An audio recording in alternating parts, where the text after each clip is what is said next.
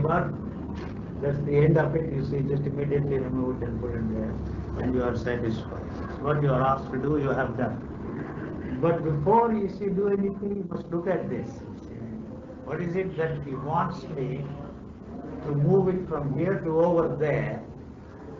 And why should it be there and not here? You see, if you accept his experiences, the know-how about the interior decoration, that's the end of it. You see. So before I do anything, it is essential for me to look at this. You see, there is a chair here.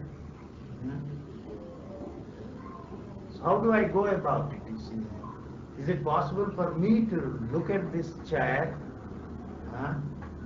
to know anything about this chair, and to experience this chair? This is red bag today.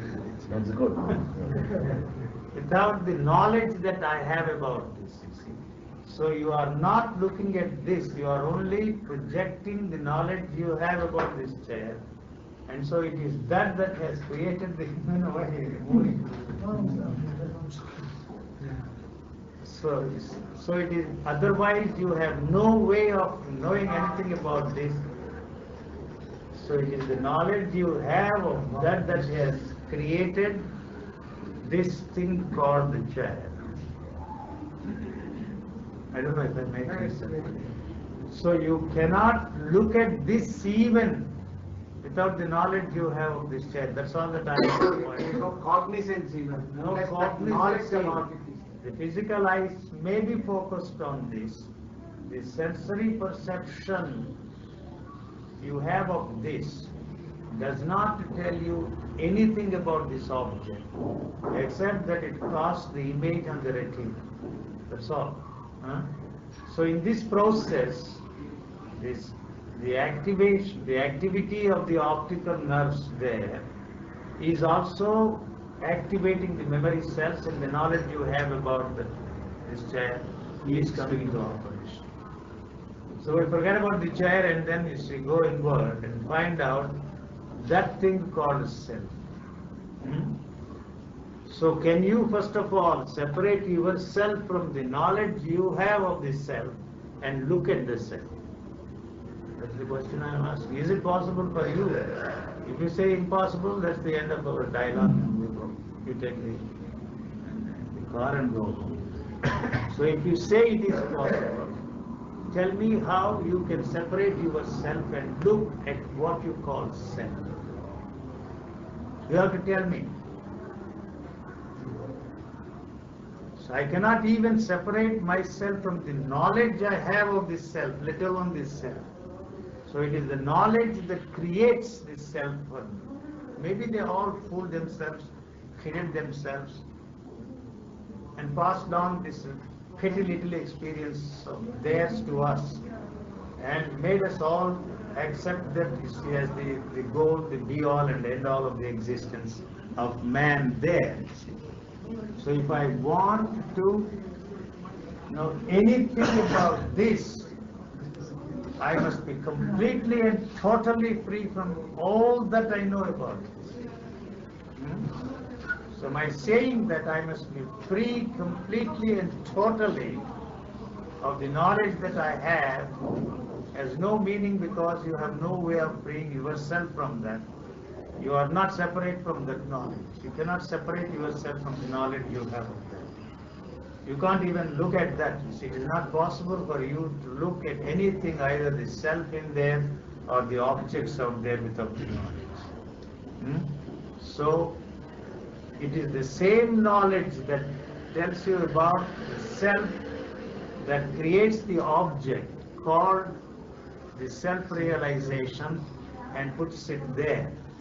That is something which you have to realize, and it tells you that this is the way that you can realize the self-realization. So the way also is part of the knowledge. So you have the how you can realize, the methods, the techniques, they are also part of this knowledge. So either you are not satisfied what is given to you as the how, to realize yourself, for whatever reason you want to realize yourself, or for some other reason you want to be confirmed by somebody else who you think is a self-realizing man. First of all, you have no knowledge of your own, and you have no knowledge for sure that this man who is talking about the self-realization is a man who has realized himself. So both of you are in a very awkward situation there. So you must find out, you see, now at this moment, if there is a self there, if the self cannot be realized now, it is not going to be possible to realize it tomorrow. Tomorrow is already here, it's not there. So what is here for me is only the knowledge I have of this. First of all, you cannot separate yourself and say that knowledge is separate from you. You can't separate yourself from the knowledge. The self is this, self is that, self is not this, it is not that, and so on and so forth. So since I cannot do it now, there is no way of doing it tomorrow. You are asking me how. So that means you want to know more and more and more and more about the self, that's all. More and more and more. That is why you are asking the question. So to be able to realize that self at this moment, you must be free from the knowledge. All the knowledge that you have. So if you are asking me a question, please go and come start. Good. Have a nice walk. Why? Two and for what? Two, by asking this question, and the question is for the purposes of knowing more and more and more than what you know of the self, will help you to bring all that you know about that self to comprehend. So all questions must come to an end. The demand to know more and more and more about the self you want to realize, that has to first to be stopped. This is the crux of the problem, you see. By demanding to know more and more about a thing, what you already know cannot comprehend. The trick of that movement of knowledge is to ask this question so that it can know more and more and more. I don't know. So you are adding more and more to it, and you have no way of realizing that self except through this freeing yourself from the knowledge you already have. That is all that is there, you see. The self is the knowledge you have of the self. And it is asking this question, how can I know that self, is only adding more and more and more. You see, that applies to all the other questions, you see. This question is dealt with by you. You don't have to ask any other questions. All the other questions, whether it's God, truth, reality, any question you may have about anything, except the basic questions I have to ask for a breakdown, you see, or a flat tire, if I don't know, I need the help. There you have to ask those questions. But here, you have no way, see, of finding out an answer for yourself. So, as long as you depend upon some outside agency, so long you will become a dependent on the outside knowledge. You are hooked forever. So the outside agency has got to come to an end first. So I really do not know, and I don't have any way of finding out anything about the self which I have taken for granted. No way. So if I go to somebody, he will say, this is the way. So it is only adding more and more and more. More knowledge. So the how has to come to an end. That's the trickiest part. That is why it throws up the question how all the time. So the how is the problem, not the self, not the knowledge you have of the self. How can I know the self? So that How can this how come to an end? you want, That is our question, sir. why you are asking the question? You want to know? It's a vicious. You see, your Vedanta has is the dog chasing its own tail, or you are wanting to overtake the shadow. It's not going to be possible to overtake your own shadow. It's not possible. You can run and run and run and run, try everything possible. You cannot overtake your own shadow. So what is there is only the shadow caused by the knowledge. So what is it that casts the shadow is the knowledge, the sun or whatever you want to call it. Without the sun there is no shadow. Or without this light it doesn't have to be the sun. So it is the knowledge that has created the self. It's just a shadow, it doesn't exist at all. So there is no question of realizing that self which is created by this knowledge. By knowledge. By knowledge, which is not yours, first of all. Whether it is yours or mine or somebody else's, that is not the problem, it is there. So you are asking this question, how can I, do you want to be free from the knowledge? No, not at all. You only want more and more knowledge. To confirm that. Not confirm, so that it can maintain its continuity. That is all that is there. If that comes to an end, you as you know yourself, you as you experience yourself, that you has to come to an end. As long as, where is that you? The question which you are asking is a very dangerous question. This is all that I am pointing out. But the question how has come out of the knowledge. You cannot separate yourself from knowledge and say that this is the knowledge and I am separate from the knowledge. You understand? So the whole of your being, first of all, is created by that. The knowledge that you have a human body is created by the thought. And the thought is not there, the body is not there. It is not that funny little experience of the absence of body consciousness that these people are talking about. So it is that knowledge that has first created you. So the answer to that question you are asking, how, is a very dangerous question. You are really not interested in that question.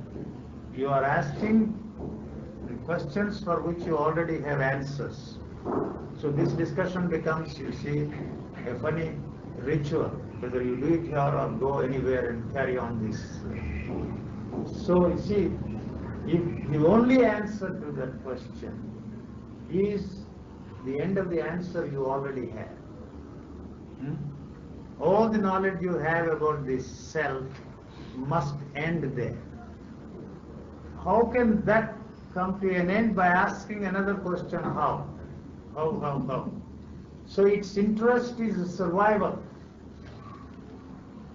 That's the reason why it always throws up this question. So since the knowledge you have that cannot be separated from your body, that knowledge can go only when, you see, the physical body dies. You understand? The knowledge you have of yourself, the knowledge you have of the world comes to an end first, and then the clinical death takes place. You understand? So that question which you are asking is a very dangerous question. The answer to that question is your physical death and not the realization of self. You understand? So it's a very, very dangerous question we are asking. You are playing with, you see, this live wire, which is live, you see, with gloves on. You want to change these gloves, fireproof, electric proof, radium proof, all kinds of proof. Gloves you are playing with, but you see the answer to that question is your physical death. Hmm? So that is the reason why you don't really want the answer to the question. You come here, you go there, you go somewhere else. So it is not in the, that knows very well, the end of that, this is the end of the body. When the body ends, that also ends. Since its interest is continuity, it is not interested in getting any answer for that. So how goes on. Any trick anybody suggests, you see, gives life to it. So that is why it cannot conceive of the possibility of understanding this situation at all. See, so that is why it has invented the time. Next moment, you see, you are going to understand. So how implies waiting for an answer either from me or from within. The answer is the end of that how. The how has come out of the knowledge you already have. I don't know. If I make myself clear, that's a manner of speaking. This question is, the statement, if I don't know if I make myself clear, has no place there at all, but it's a part of the language. Sorry. So you are not interested in the answer at all.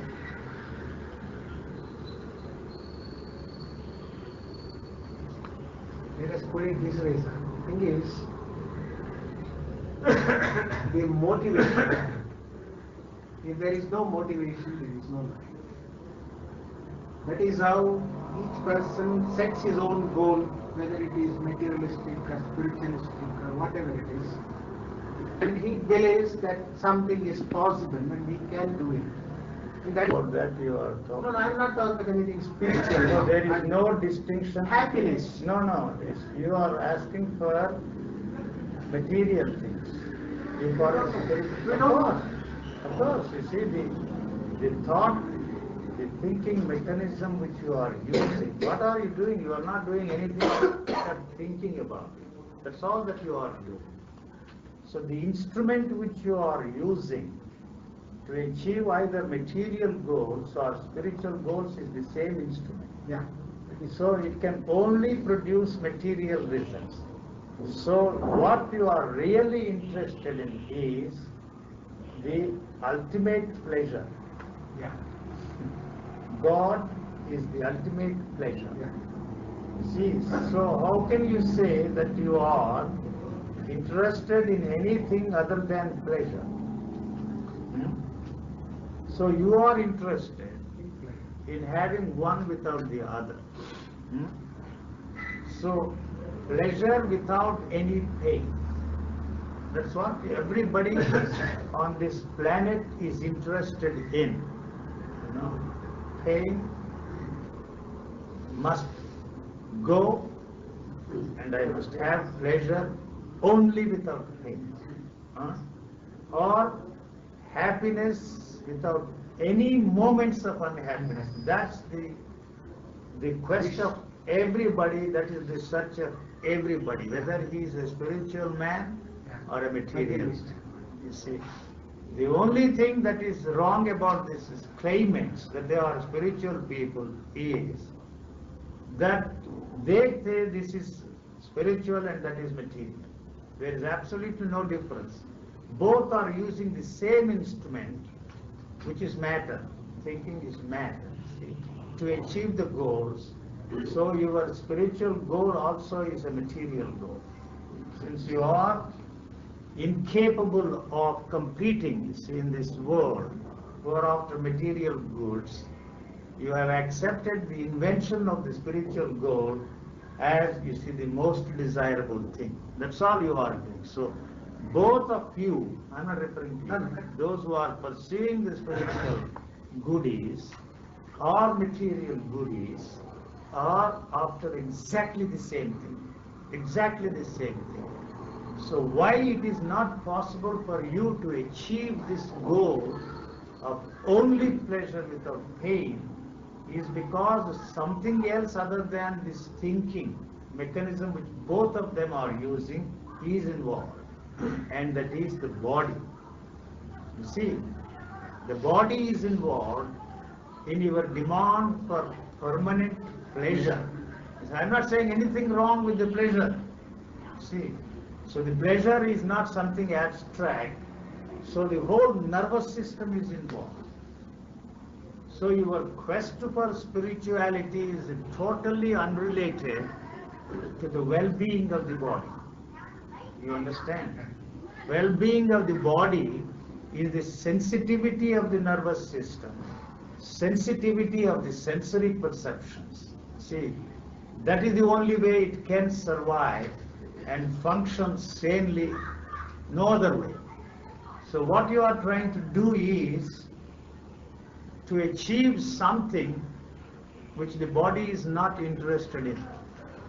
The body doesn't say whether a particular sensation is a pleasurable sensation or a painful sensation.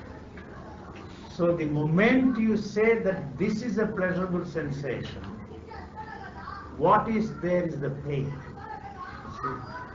So any demand for permanence of any kind is a pain for the body. It's a pain for the body because if any sensation which has a limited life, longevity, is through the means of your thinking made to last longer than its inbuilt longevity, it is causing pain for the body. So the demand for pleasure is pain.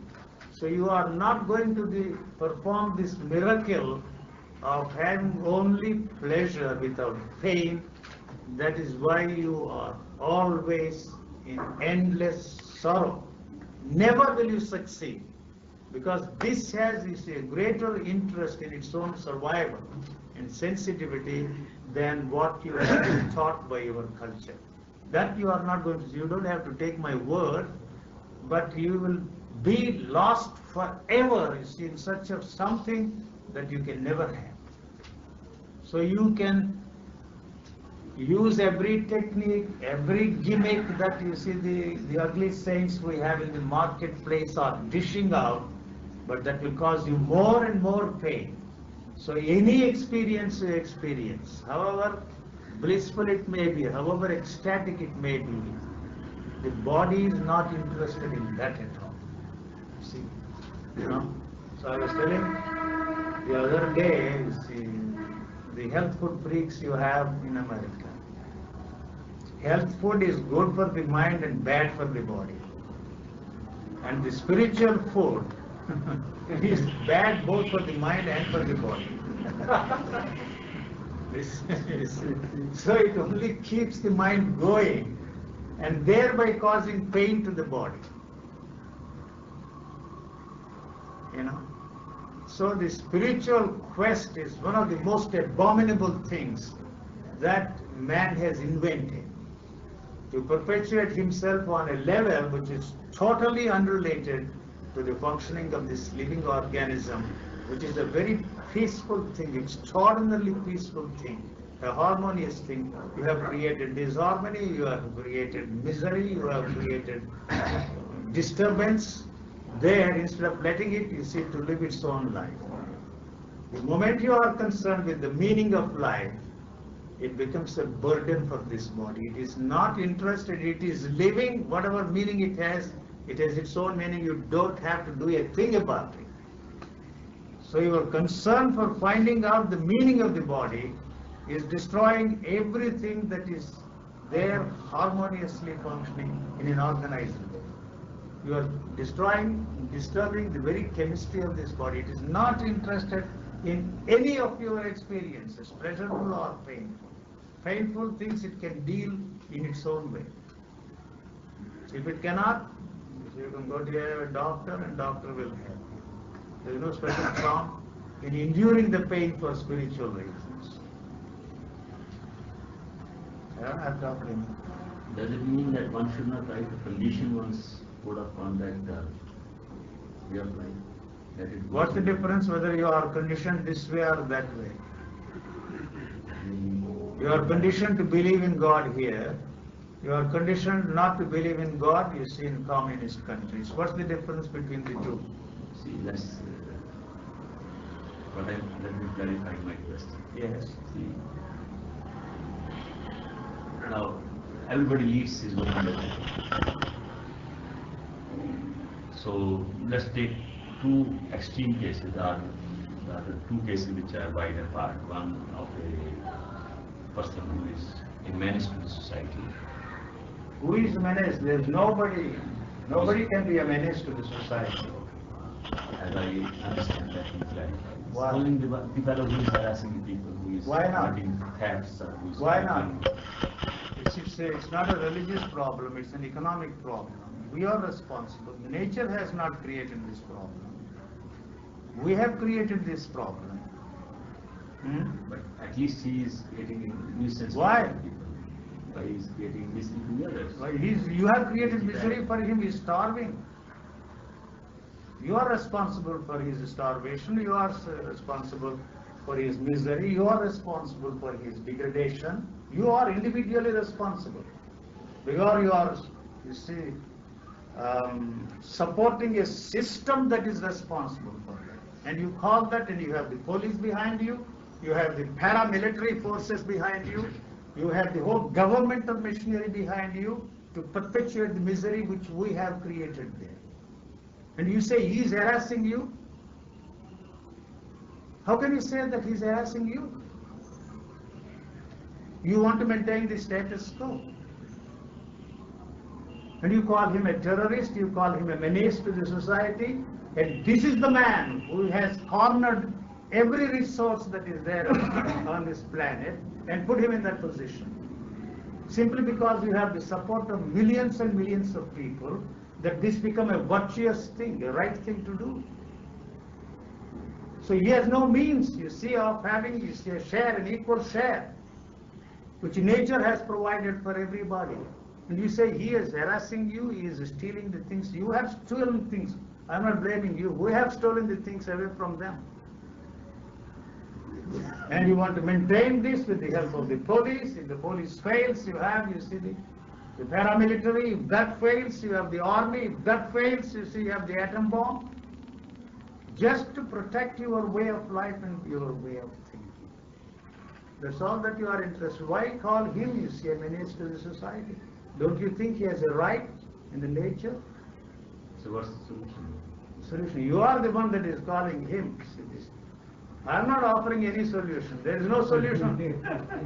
No, we are living. This cannot be brought about except through violence. It cannot be brought about except through violence.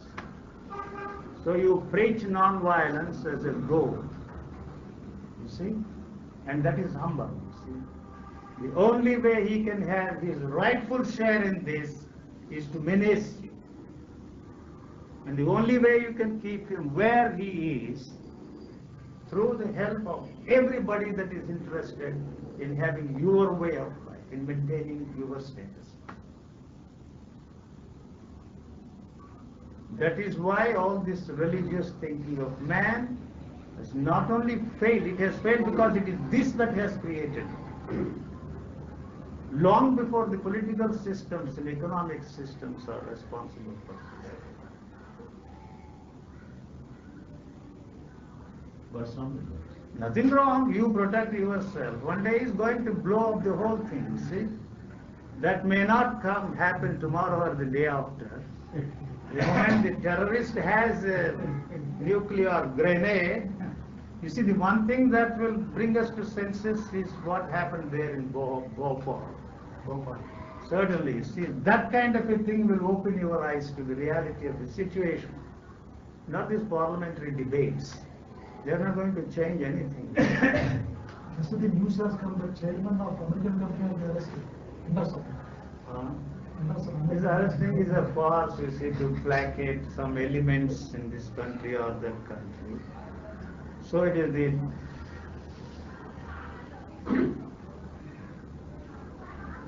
there isn't going to be any peace in this world. How can there be any peace? There is no way to have peace. Huh? Do you really want? No, certainly not.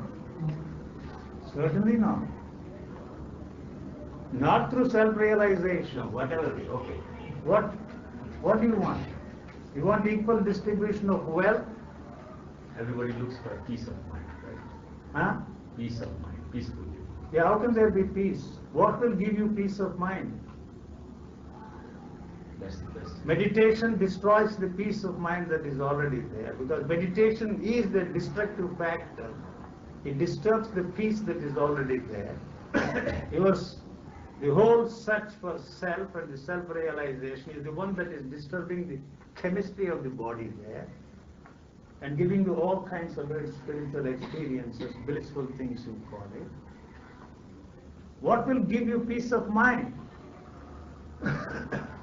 That's the question. That was Nothing will give you peace of mind. So we accept as it is. No, the quest for the peace of mind, as long as it is there, it is that is disturbing the peace of mind. The quest for peace is the one that is disturbing. Not how to get the peace of mind, how to be at peace with yourself.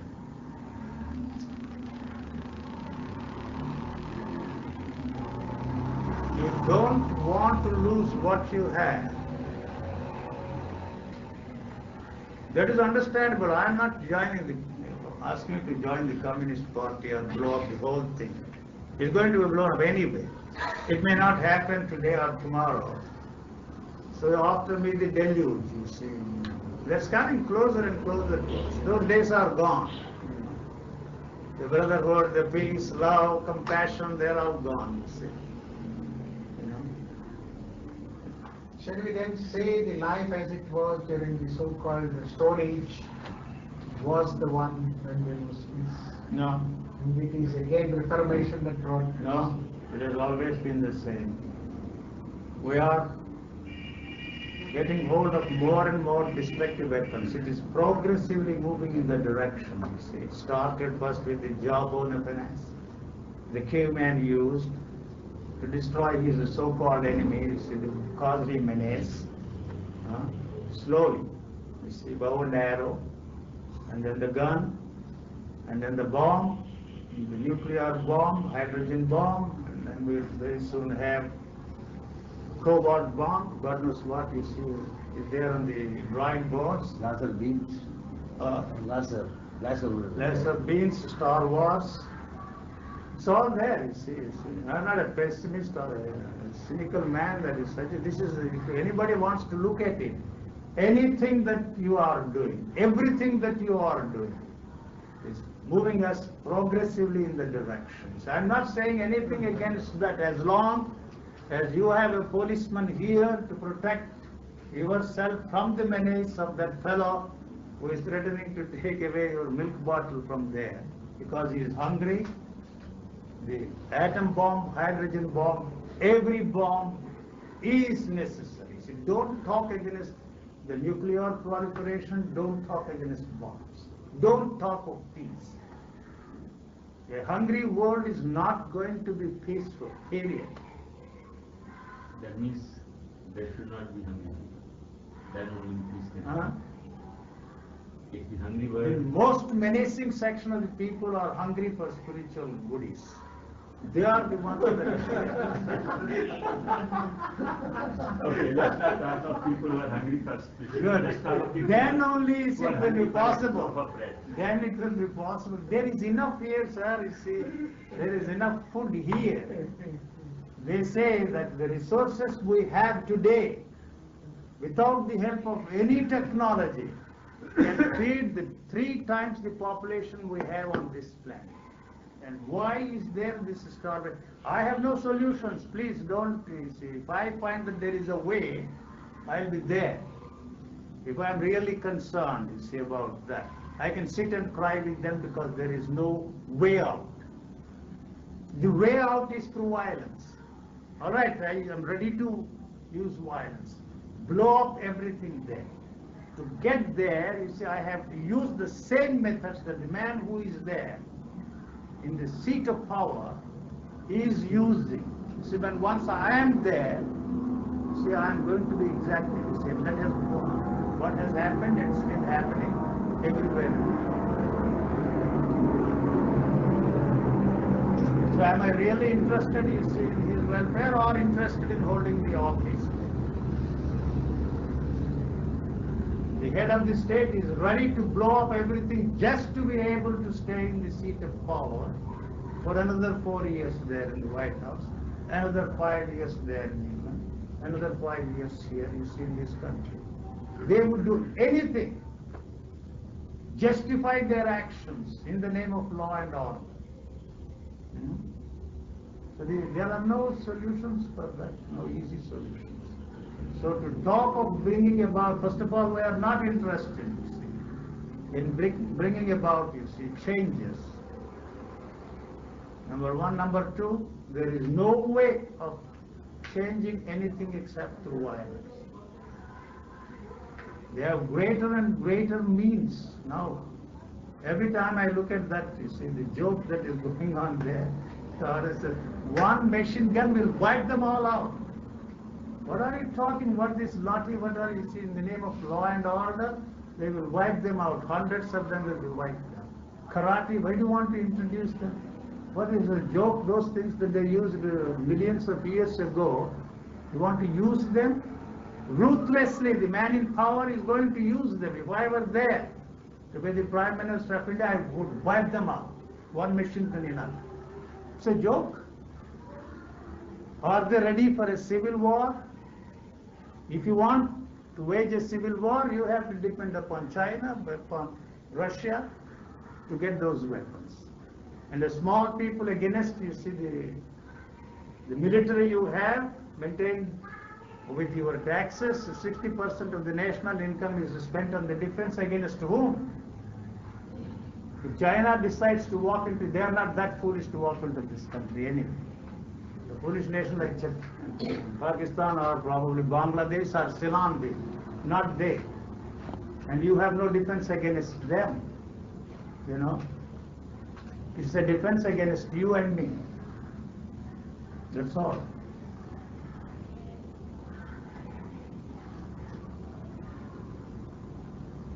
That probably I did not express it properly. When I mentioned Stone Age, it is this way. We are still in this Stone Age. Yeah. The thing is, that let us assume there was nature, there was life in whatever form. And the food for that life to continue, and the environment existed. No, I'm not with you. Say that again. See, let us assume the world was there as it started. The life was there in various forms, and the things required to keep the life going also existed. See, like water, air, fruits, these things and so on. This man, when he comes out, and he had the fruits or the roots or something like that, if he just was satisfied to eat that and live like that, and Right. allowed everything in that form, Right. there would have been peace. No. It is because this man wanted There was to no peace there at that time. again. He invented, you see, bow and arrow. Yeah, that because And then you see, he invented a gun. And he then an atom bomb. It's all the same, you see. Progressively we are moving in the direction because the more and more and more you are interested. because he wanted to have more they started. That's what I wanted to say. On the other hand, this man wanted to preserve. So he Preserve wanted what? to cultivate. Preserve the what? food. The food. The demand, no, the demand for permanence. That is why you are pursuing these spiritual goals. The demand, you know that nothing is permanent here. So if I had that, there would be another kind of a permanence. So the demand for permanence of what? Your way of life and your way of thinking. That's all. You see, huh? So slowly, you see, belief, whether it is in God or belief in anything, helped him as a means of survival. So belonging to one group, believe in God, so help them to survive. So belief is part of the survival mechanism. belief in a particular political ideology is a means of survival. All these are progressively moving in the direction. I am not saying anything against that, you see. So this is the extension of the same there. Supposing you are satisfied with very limited needs, plucking a fruit there and surviving on that, it is not possible for you in this organized society for the simple reason that that fruit-bearing tree either belongs to an individual or to the government. So the moment I go and pluck that fruit, you will send me to the prison. You call me a thief. Or out of generosity, compassion, you give him